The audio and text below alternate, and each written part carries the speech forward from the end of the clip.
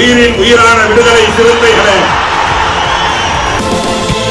சாதி ஒழிப்பை சமூக விடுதலை என தமிழகத்தில் களமாடி வரும் விடுதலை சிறுத்தைகள் கட்சியினர் தமிழர்களின் உரிமைகளுக்காகவும் ஒடுக்கப்பட்டோரின் விடுதலைக்காகவும் போராடி வருகின்றனர். இன்றைய களத்தில் சிறுத்தைகள் நிகழ்ச்சியில் கட்சி தலைவரும் எழுத்து தமிழரின் நிகழ்ச்சிகள் மட்டுமின்றி எழுத்து தமிழரின் ஆணைக்கு இணங்க களத்தில் சிறுத்தைகள் பங்கேற்ற நிகழ்ச்சிகள் அனைத்தையும் இப்போது பார்க்கலாம். முழு மதுவிலக்கை தமிழ்நாடு அரசு நடைமுறைப்படுத்த வேண்டும் என்று விசிக தலைவரும் சிதம்பரம் நாடாளுமன்ற உறுப்பினருமான முனைவர் தொல் திருமாவளவன் வலியுறுத்தியுள்ளார். இது தொடர்பாக முகநூல் நேரலையில் பேசிய அவர், முழு மதுவிலக்கை அமல்படுத்த கோரி நாளை மறுநாள் மாலை சென்னை வள்ளுவர் கோட்டத்தில் ஆர்ப்பாட்டம் நடைபெறும் என்றும் இந்த ஆர்ப்பாட்டத்தில் விசிகவினர் பெருந்திரளாக பங்கேற்க வேண்டும் என்றும் அழைப்பு விடுத்தார். மேலும் முழு மதுவிலக்கை தமிழ்நாடு அரசு நடைமுறைப்படுத்த வேண்டும் என்று விடுதலை சிறுத்தைகள் கட்சியின் தலைவரும் சிதம்பரம் நாடாளுமன்ற உறுப்பினருமான முனைவர் தொல் திருமாவளவன் வலியுறுத்தியுள்ளார். ஆகவே பெரும்பான்மையான பெண்களின் கோரிக்கையை ஏற்று வருகிற 24ஆம் தேதி சென்னையில் நாம் மீண்டும் அதே கோரிக்கையை 2015 நாம் மிக தீவிரமாக மது ஒழிப்பு பிரச்சாரத்தை முன்னெடுத்தோம். ஊர் ஊராக சென்று துண்டறிக்கைகளை விநியோகம் செய்தோம். சைக்கிள் பேரணிகளை நடத்தினோம். கருப்பு சட்டை அணிந்து மக்களை சந்தித்தோம். அதுபோன்ற ஒரு விழிப்புணர்வு பிரச்சாரத்தை தொடர்ந்து முன்னெடுக்க வேண்டிய தேவை இருக்கிறது. எந்த சமூகங்களாக இருந்தாலும், தலித்துகளாக இருந்தாலும், தலித் அல்லாதவர்களாக இருந்தாலும் உழைக்கிற மக்கள் தான் இதில் கடுமையாக பாதிக்கப்படுகிறார்கள். இதனால் மனித வளம் கடுமையாக பாதிக்கப்படுகிறது. இளம் தலைமுறையினரின் ஆற்றல் அழிகிறது. ஒவ்வொரு கிராமத்திலும் குறைந்தது 50 பேர் செயலிழந்து கிடக்கிறார்கள். அதற்கு அடிக்ஷன், அதற்கு அடிமையாகி செயலிழந்து கிடக்கிறார்கள். இளம் தலைமுறையினர் செயலிழக்கிறார்கள் என்றால் ஒரு தேசத்தின் மனித வளம் என்பது பாதிக்கப்படுகிறது, இழப்பு ஏற்படுகிறது. எனவே பூரண மதுவிலக்கு அல்லது முழு மதுவிலக்கு என்பதுதான் இதற்கு தீர்வு என்பதை விடுதலை சிறுத்தைகள் மறுபடியும் வலியுறுத்துகிறது. அதை அடிப்படையாக வைத்துதான் 24ஆம் தேதி பாராளுமன்றம் செல்வதை கூட நான் தள்ளி போட்டு பதவியேற்பதை ஒரு நாள் கழித்து அல்லது 2 நாள் தள்ளி போட்டாவது தாம் பதவியேற்றுக் கொள்ளலாம், என்னைக்கு வேணாலும் போய் பதவியேற்றுக் கொள்ளலாம், அதை யாரும் மறுக்கப் போவதில்லை. குறிப்பிட்ட நாளில் தான் போய் பதவியேற்க வேண்டும், இல்லை ஏழு அந்த பதவி ரத்தாகிவிடும் என்ற நிலை ஒன்றும் இல்லை. எனவே அதைவிட முக்கியமானது மக்களின் இந்த பாதிப்பு, கள்ளக்குறிச்சியில் நடந்த இந்த பெரும் துயரம். இந்த பாதிப்பிலிருந்து மக்களை மீட்பதற்கு நாம் போராட வேண்டிய கட்டாயம் எழுந்துள்ளது. எல்லாவற்றையும் ஓரம் தள்ளி வைத்துவிட்டு இந்த பிரச்சனைக்கு நாம் இப்போது முக்கியத்துவம் கொடுத்து கடமையாற்ற வேண்டும். ஆகவே 24ஆம் தேதி நாளை மறுநாள் நடைபெறுகிற ஆர்ப்பாட்டம் வெற்றிகரமாக நடந்தேற வேண்டும். 2 நாடாளுமன்ற உறுப்பினர்கள் வெற்றி பெற்ற நிலையில், அங்கீகாரத்தை பெறுவதற்கான தகுதியை பெற்ற நிலையில் இந்த முறை தோழர்கள் 100கணக்கானவர்கள் புதுதில்லிக்கு பயணமாகிறார்கள் என்ற தகவல் கிடைத்தது. 23ஆம் தேதி நாளையே பலர் ரயிலில் பயணம் செய்கிறார்கள், நாளை மறுநாள் பலர் விமானத்தின் மூலம் வருகிறார்கள் என்றெல்லாம் தகவல்கள் கிடைத்தன. அதனை விட இந்த ஆர்ப்பாட்டம், இந்த போராட்டம் மிகவும் முக்கியமானது. எனவே என் உயிரின் உயிரான விடுதலை சிறுத்தைகளே, 24ஆம் தேதி மாலை 3 மணி அளவில் வள்ளுவர் கோட்டம் அருகே நடைபெறுகிற, எனது தலைமையில் நடைபெறுகிற இந்த ஆர்ப்பாட்டத்தில் நீங்கள் பரவலாக வந்து பங்கேற்க வேண்டும். இது நாட்டு நலன் கருதி, மக்கள் நலன் கருதி தாய்மார்களின் நலன் கருதி, குழந்தைகளின் நலன் கருதி நாம் முன்னெடுக்கிற வரலாற்று முக்கியத்துவம் வாய்ந்த ஒரு மாபெரும் போராட்டம். இதில் எந்த அரசியல் உள்நோக்கமும் கிடையாது.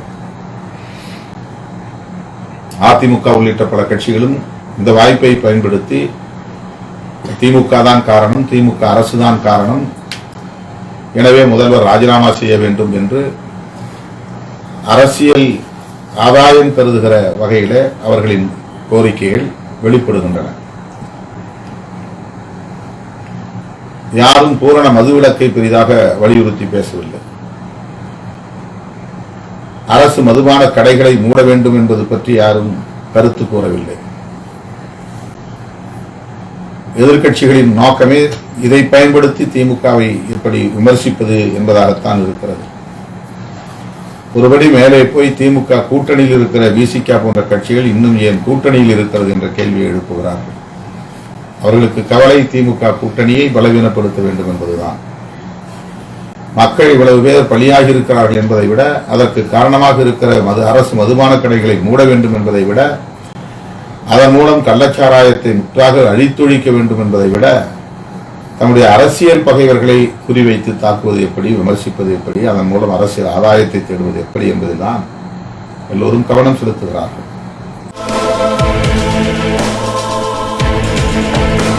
திருப்பூர் மாவட்டம் மடத்துக்குளம் வட்டாட்சியர் அலுவலகத்தில் கடந்த 2 தினங்களாக பசலையாண்டிற்கான வருவாய் தீர்வாயம் நடைபெற்றது. இதில் கலந்து கொண்ட விடுதலை சிறுத்தைகள் கட்சியின் திருப்பூர் தெற்கு மாவட்ட செயலாளர் சதீஷ்குமார், திருப்பூர் மாவட்ட வழங்கல் மற்றும் நுகர்வோர் பாதுகாப்பு அலுவலர் அவர்களிடம் ஆதிதிராவிடர் மக்களுக்கு பஞ்சமி நிலங்கள், பூமிதார நிலங்கள், உபரி நிலங்கள் உள்ளிட்ட நிலங்களை மீட்டு பயனாளிகள் அல்லது பயனாளிகளின் வாரிசுதாரர்களிடம் ஒப்படைக்க வேண்டும் எனவும், SF7 வகைப்பட்டியலில் உள்ள நிலங்களை நத்த வகைப்பாடாக மாற்றி விலையில்லா பட்டா வழங்க வேண்டும் எனவும், கடத்தூரில் போக்குவரத்திற்கு இடையூறாக உள்ள ஆக்கிரமிப்புகளை அகற்ற வேண்டும் எனவும் மனு அளித்தார். இதில் ஈரோடு திருப்பூர் மண்டல துணை செயலாளர் சள்ளிப்பட்டி முருகன், மடத்துக்குளம் சட்டமன்ற தொகுதி செயலாளர் பொன்ஈஸ்வரன், அரசு போக்குவரத்து கழக MLF மாநில துணைத் தலைவர் CTC சத்யமூர்த்தி உள்ளிட்ட பலர் கலந்து கொண்டனர். ராணிப்பேட்டை மாவட்டம் அரக்கோணம் வட்டம் அம்மனூர் ஊராட்சியில் தோட்டி தலையாரி பணியாளர்களுக்கு அரசால் ஒதுக்கப்பட்ட சேரிநத்தம் நிலத்தில் சட்டத்திற்கு புறம்பாக நெற்களம் அமைக்க அரக்கோணம் ஊரக வட்டார அலுவலர் சுரேஷ் சவுந்தரராஜன் மற்றும் அம்மனூர் ஊராட்சி மன்ற தலைவர் ஞானவேல் ஆகியோர் முயன்றுள்ளனர்.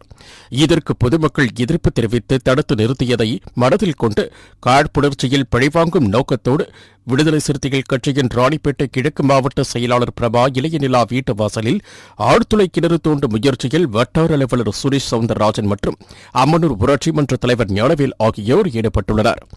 இதுகுறித்து புகார் அளித்தும் அதிகாரிகள் எந்தவித நடவடிக்கையும் எடுக்காத நிலையில் விசிக மாவட்ட செயலாளர் பிரபா இளைய நிலா தலைமையில் கட்சியினர் மாவட்ட ஆட்சியர் அலுவலகம் முன்பு சாலை மறியலில் ஈடுபட்டனர்.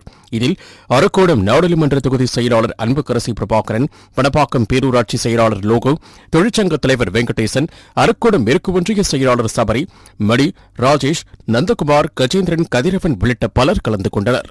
ஏற்கனவே நெற்களம் அமைப்பதற்கு எதிர்ப்பு தெரிவித்தோம். சேரிநத்தத்தில் நெற்களம் அமைப்பதற்கு திரு ஞானவேல் அவர்களும், ஒரு அம்மனூர் ஊராட்சி மன்ற ஞானவேல் அவர்களும், அரக்கோணம் BDO சுரேஷ் சவுந்தரராஜன் அவர்களும் அராஜக முறையில் ஈடுபட்டதில் 50 போலீஸ் குவிச்சு தாசில்தார் இல்லாமையும் RDO இல்லாமையும் அந்த இடத்துல நெற்களம் அமைக்க அராஜகமாக அத்துமீறி பண்ணதுனால அதை நாங்கள் முறையிட்டோம். ஏற்கனவே மாவட்ட ஆட்சியர் முறையிட்டோம். அது அடிப்படையில் அந்த கோரிக்கையை ஏற்று அந்த வேலையை நிறுத்தப்பட்டது. இந்த காழ்ப்புணர்ச்சியின் அடிப்படையில் என் வீட்டு வாசல்ல போன 2 வாரத்துக்கு முன்பு வட்டாட்சியர், ஞானவேல் ஊராட்சி மன்ற தலைவர், அதே BDO யார் என்னோட முன்னறிவிப்பு இல்லாம தண்ணி ஆய்வு பண்றேன், ஆழ்துளை போட போன்னு சொல்லிட்டு வந்தாங்க. என்னுடைய நியாயத்தை எடுத்து சொல்லும் போது அவங்க திரும்பி போயிட்டாங்க.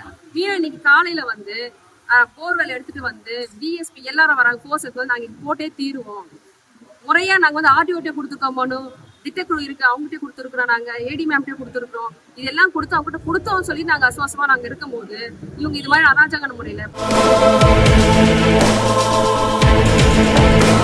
மதுரை வண்டியூர் தீர்த்தக்காடு திருமாவளவன் நகரில் வசிக்கும் மக்களுக்கு குடிக்க தண்ணீர், மின்சாரம், கழிப்பிடம், சாக்கடை வசதி போன்ற அடிப்படை வசதிகள் செய்து தரக்கோரி விடுதலை சிறுத்தைகள் கட்சியின் சார்பில் சாகும் வரை உண்ணாவிரத போராட்டம் கடந்த 2 நாட்களாக நடைபெற்றது. மாவட்ட பொருளாளர் தீர்த்தக்காடு முத்தமிழ் பாண்டியன் தலைமையில் நடைபெற்ற இந்த போராட்டத்தை முதன்மை செயலாளர் ஏசி பாவரசு தொடங்கி வைத்தார். இதில் மாவட்ட பொருளாளர் முத்தமிழ் பாண்டியன் உள்ளிட்ட விடுதலை சிறுத்தைகள் கட்சியின் பொறுப்பாளர்கள் கலந்து கொண்டு நேற்று 2வது நாளாக சாகும் வரை உண்ணாவிரத போராட்டத்தில் ஈடுபட்டனர். பின்னர் இது குறித்து தகவல் அறிந்து வந்த கிழக்கு மாவட்ட வருவாய் அதிகாரிகள் பேச்சுவார்த்தை நடத்தி ஈப்பட்டா தருவதாக உறுதியளித்ததை அடுத்து அவர்கள் போராட்டத்தை கைவிட்டனர். இந்நிலையில் இன்று முதலில் உள்ள 50 பேருக்கு ஈப்பட்டா வழங்கப்படும் என கூறி வத்துக்கடையில் உள்ள வட்டாட்சியர் அலுவலகத்திற்கு பொதுமக்கள் அழைத்து செல்லப்பட்ட நிலையில் அங்கு பல்வேறு நிபந்தனைகளை கூறிய அதிகாரிகள் ஈப்பட்டா வழங்குவதை தட்டி கழித்துள்ளனர். இதனால் ஆத்திரமடைந்த பொதுமக்கள் இன்று மீண்டும் உண்ணாவிரத போராட்டத்தில் ஈடுபட்டனர். அப்போது போராட்டத்தில் ஈடுபட்ட தீர்த்தக்காடு பகுதியை சேர்ந்த கஸ்தூரி என்பவர் மயங்கி விழுந்ததால் பரபரப்பு ஏற்பட்டது. இன்றைய களத்தல் சிறுத்தைகள் நிகழ்ச்சியில் விடுதலை சிறுத்தைகள் கட்சியினர் நிகழ்ச்சிகள் அனைத்தையும் பார்த்தோம். நாளையும் இதேபோன்று சிறுத்தைகளின் பாய்ச்சலை களத்தில் காண்போம். வணக்கம்.